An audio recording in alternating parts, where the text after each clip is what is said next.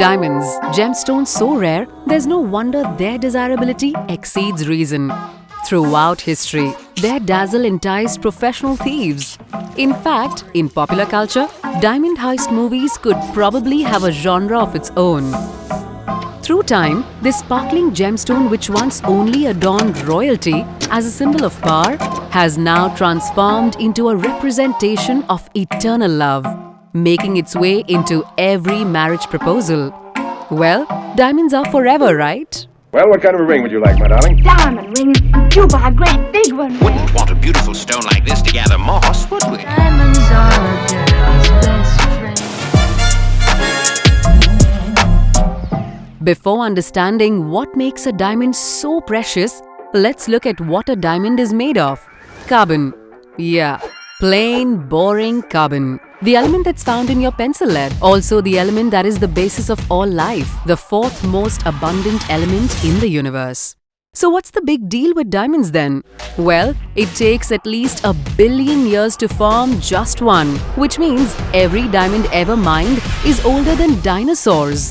The pressure and heat required to naturally form this brilliant gemstone is so intense that it can only be formed 150 kilometers below the surface. So deep that it takes molten lava to bring it up to the surface during volcanic eruptions. Well, I'm sure you knew the earth doesn't just present these stones shining in all its glory, right? Yes, it takes expert craftsmen to bring out their absolute beauty. Now that we've established that it's no easy task becoming a diamond, how do we then differentiate one diamond from the other? The first and foremost thing is two diamonds won't be same. They'll be different.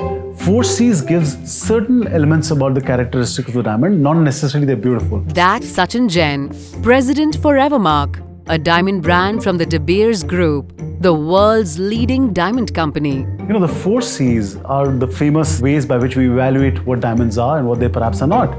The 4Cs: cut, color, clarity, carat, and beyond. The cut is the only man-made thing in a diamond. You know, we have different grades of cutting, but it all reflects onto the light brilliance that passes through a diamond. Clarity and color are the two elements that Mother Nature has given to a diamond, and they're unique to every diamond. So clarity are the normal inclusions in a diamond. It's almost like a birthmark or a fingerprint on a diamond.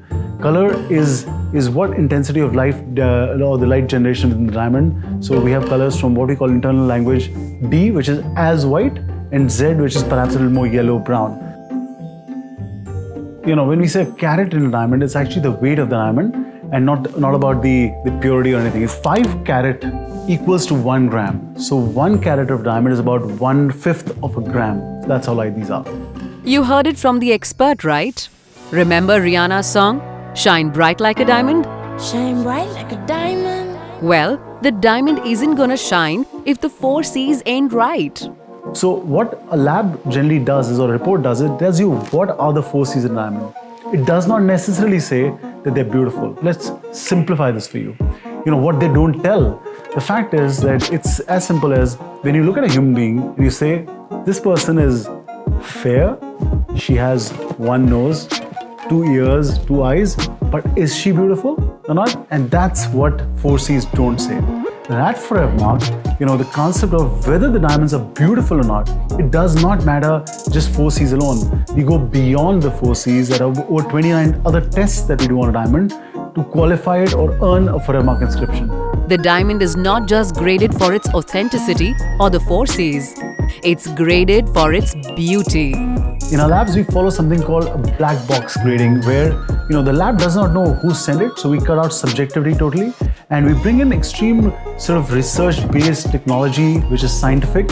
So it's not just the human eye alone, which is very important in grading today, but also machine-based learning, so that the results are quite consistent. If the diamond fails any test, it is rejected right away and can never qualify for the Evermark inscription. To give you a couple of examples, if the table surface is not uniform, which is a lot mirror-like, we'll reject it in Evermark. There's a concept of cloud in diamond, which looks a little hazy.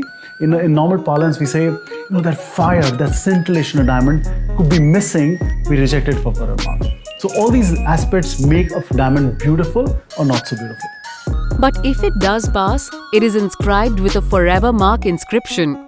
which pretty much ensures its beauty. So our inscription is, if I were to, divide your human hair by 5,000 times, that's how fine it is. With inscription alone, you can track the entire journey of the diamond.